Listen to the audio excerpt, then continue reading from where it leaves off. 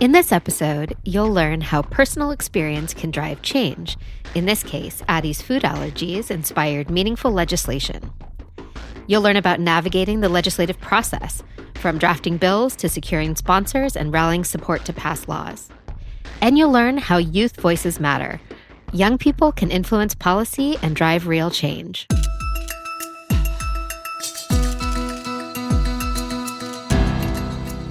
Welcome to EM Pulse, bringing research and expert opinion to the bedside. We're your hosts, Julia Magana and Sarah Medeiros.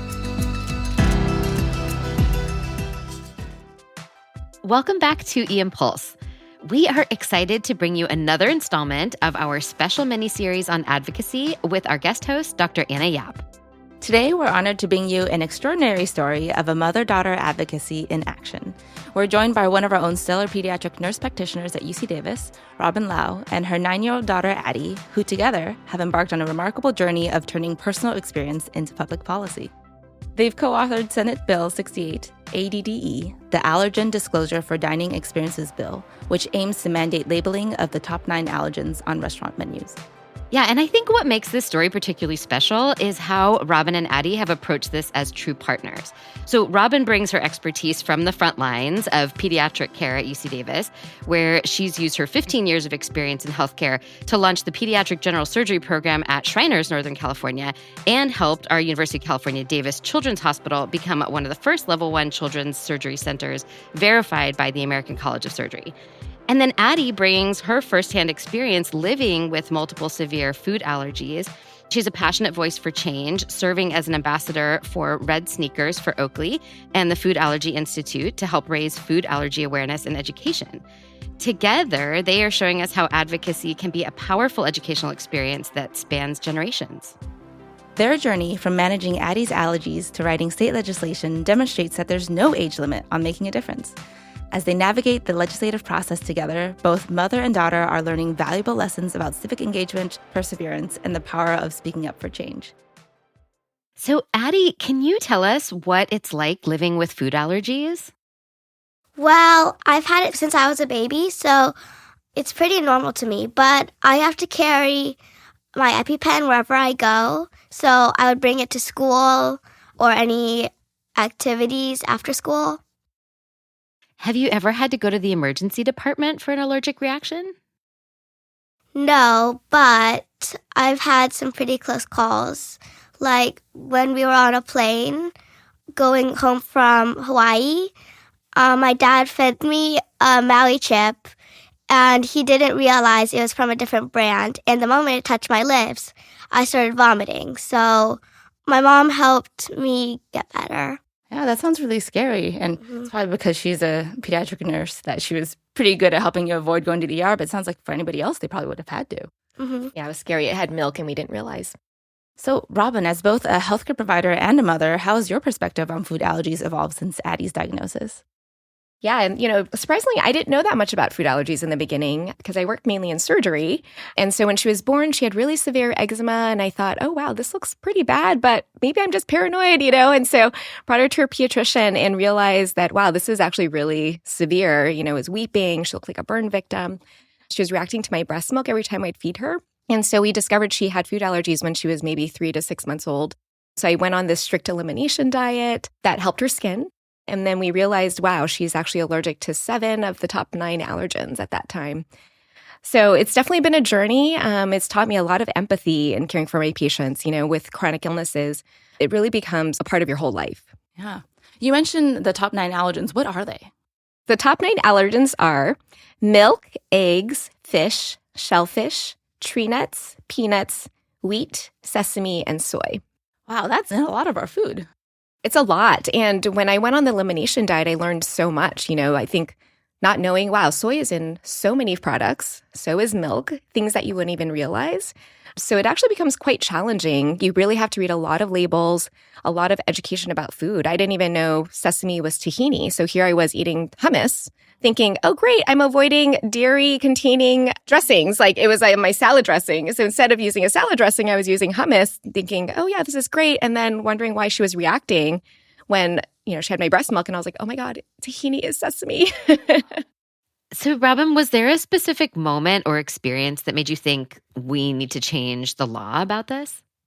Yeah, so fast forward, we learned to live with Addie's allergies. She definitely started having, reactions to cross-contamination we didn't even know about.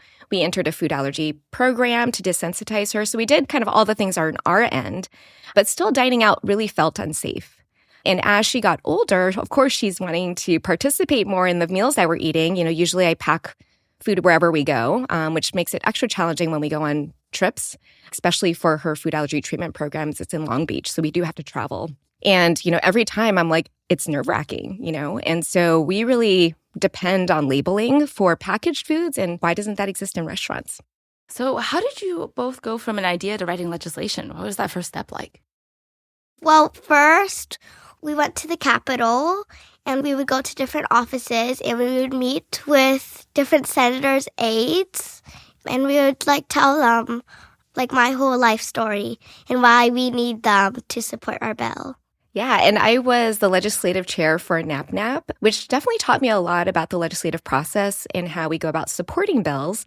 And, I was like, wow, we live in Sacramento. We should really do something more. And so I helped to organize our first Capitol Day and learned what that process was like, where you basically call up their offices and set up meetings. And so Addie was like, well, I want to go to the Capitol. And so I was like, wow, that's such a great idea. We should do this for food allergy. So walk us through the process of drafting Senate Bill 68.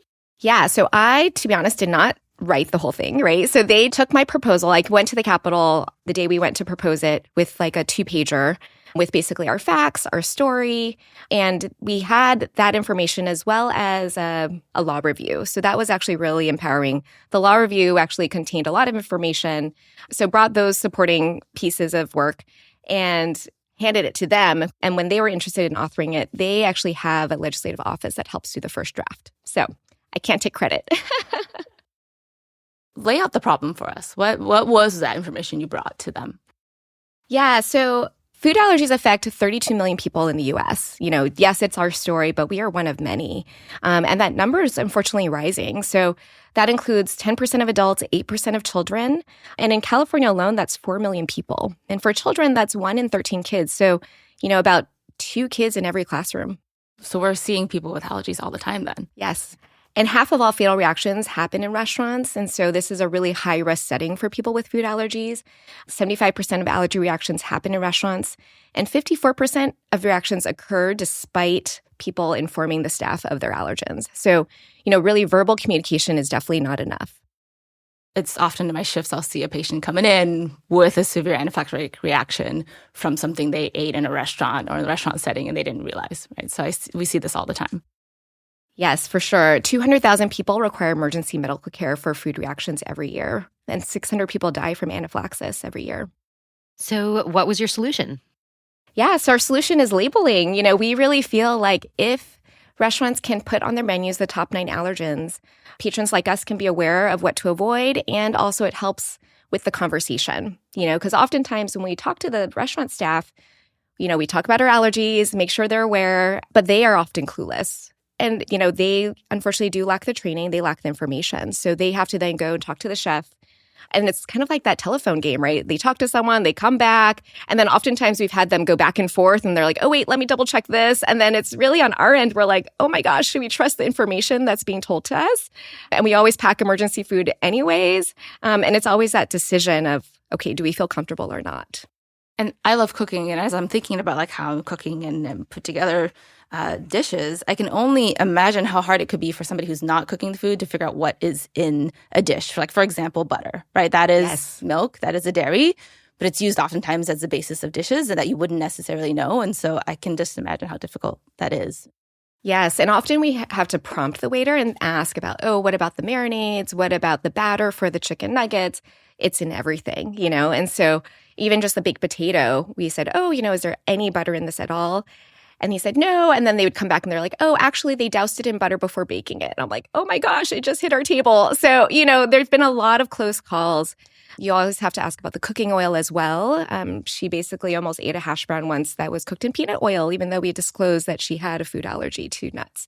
And often the staff don't think about those things too. And so that's why really having it written down where the restaurant staff can refer to something that we can check ahead of time, even before going to the restaurant, all that is super important. It's really the gold standard for safety. So you mentioned you went to the Capitol, you were bringing this idea sheets and you kind of shopping around the idea. And ultimately you had the senator take it up and said, we're willing to write the bill and take this on. What are you having to do now that that's happened? Yeah, it's a good question. To be honest, I didn't realize how many steps there were. Senator Menjivar took it on pretty much right away. She herself suffers from food allergies and has disclosed that. So she's really passionate about this. Basically, where we are is she's a senator, so it's starting on the Senate side. And it first has to cross the Senate Health Committee. So that's coming up soon next month. And then once it passes there, hopefully, it'll go to the Senate Appropriations and then to the Senate floor. If it passes the Senate floor, then it'll go to the Assembly side, which then it'll go to the Assembly Health Committee, Assembly Appropriations, and then the Assembly floor. And if we still pass, then it goes on to Governor Newsom to either veto or sign. Oh. And on every step of this process, what are you having to do to try to get it passed at each of these committees and the houses and things like that? Yeah, so it's actually quite a bit of work. So every time it hits a committee, we are hoping to meet with those committee members. So Addie and I this week just went to the Capitol again and met with the Senate Health Committee members to really tell them our story and tell them why it's so important. And we're going to do that each time it goes to a next committee. And did you know all this stuff before you wrote this bill? No. I mean, I knew the process of, finding a bill author. That was like our number one. And for sure, getting organizations to write support letters. We definitely knew that was important. But the recurrent meetings and really kind of rallying support, that's all new. And that's something I'm learning from the Senate office right now. Addie, how do you think that this bill would change life for families who are managing food allergies? Well, I think it'll make dining in easier because I always feel nervous going to a restaurant and the waitstaff not knowing. So I think for other food allergy families, I think it'll just make them feel safer when they dine in. How does it feel like for you when you're having to try to manage all this in a restaurant? I feel really nervous because we never know what's in my foods, and I could have a really bad reaction in a couple of seconds if they don't know what's in my food or if they get wrong. Yeah, we found some really good restaurants that have good labeling, and those are really our go-tos. For instance, like Din Tai Fung, our favorite dumpling restaurant, she loves dumplings. I love that place. Yes. They actually have a grid that's found online that shows all the allergens, so you know exactly which dishes are safe. And then when you order, actually on their ordering device, it lists out all the ingredients, so the waitstaff are able to double-check. Well, Addie, what's it been like being part of writing a law? Well, it feels inspiring that I can do this at such a young age. What surprised you guys the most about the whole legislative process? What did you find most challenging? Yeah, I would say, that the process was, I think, unclear to me in the beginning. So I think just learning that and all the hoops that you have to jump through, I guess, if you will. Even just getting support from organizations. There's a lot of cold calls, a lot of looking up their websites, trying to find contacts, who knows who, just trying to get an in basically to be able to speak to someone, to talk to them about the bill, to have them write a support letter, and just to really activate people to come forward to help. So what resources or organizations have been most helpful in your advocacy journey? So Addie is part of the Food Allergy Institute. Again, it's in Long Beach, and they treat, over, I think it's 8,000 to 10,000 patients already. It's crazy, but they are desensitizing her to her allergens, where in the end, she can free eat her allergens. So we have 2 more years left. It's a lot of daily dosing of multiple foods several times a day. So it's a big, big commitment. But we spoke with Dr. Randhawa, the founder, and he is very supportive. And he hopes to come to the Capitol to help with us and rally his patients to come forward as well. So that's been really helpful.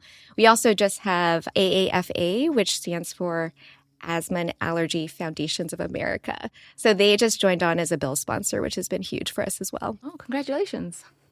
Addie, what has been the best part so far about this journey? I like going to the Capitol and just talking to all the aides and telling them about just me and my allergies. So pretend I'm a legislator. Give me your pitch. Why do I care about this? Hi, I'm Addie. I have severe food allergies to dairy, peanuts, and sesame. I have to carry an EpiPen wherever I go. And I'm in a treatment program to treat my allergies. Still, I do not often feel safe eating at restaurants. Please support ADDE SV68 so I can dine allergy safe. That is awesome, Addie. I love that. Do you have any advice for other kids who want to make a difference in their community? Yes, you can speak up and kids can make a difference too. Do you have any advice for healthcare workers who see problems in their practice that might need legislative solutions? Yeah, I would say, now that I've learned all of this, people in government really look towards healthcare providers with a lot of respect. And so I think using your voice is really important because we have all that information that we see every day on our day-to-day basis, and we might not think that it's a big deal or that we can make change, but we really can. I think the people in government are looking for those stories, are looking for what needs to be changed. We tell folks all the time that stories are what pushes legislators, are what really comes to the table. And I think it's so easy for us as healthcare providers to, our day-to-day is just our day-to-day. And we forget that that's actually novel for folks and that really can change minds and hearts. Yeah, 100%. I thought this whole time, this is so common sense, everyone should know that this should be something that's important. But really just finding wow, there really needs to be a lot of education. Any final thoughts? My final thought would be, please support SB 68 ADDE. I think we need support from the medical community. We need support from the allergy community. And, I think this will be a huge change if it can go forward. Well, thank you so much, Robyn and Addie, for sharing your inspiring journey from personal experience to policy change. Your story shows that healthcare advocacy isn't just for politicians or lobbyists. It's for anyone who sees a need for change and is willing to take action. And if you have been inspired by today's episode and want to learn more about healthcare advocacy or Senate Bill 68, check out our show notes. You can also follow Addie's journey and find allergen-friendly recipes on her YouTube channel and find out more about their legislation at www.addietellsall.com. And don't forget to subscribe to EM Pulse wherever you get your podcasts. And as always, the views expressed in this podcast are our own and don't represent those of UC Davis. Thank you so much to our department for giving us the space to keep pushing for positive change in healthcare. And thank you to OM Productions for helping us sound great as we have conversations about advocacy together. So until next time, stay curious, stay informed, and stay tuned.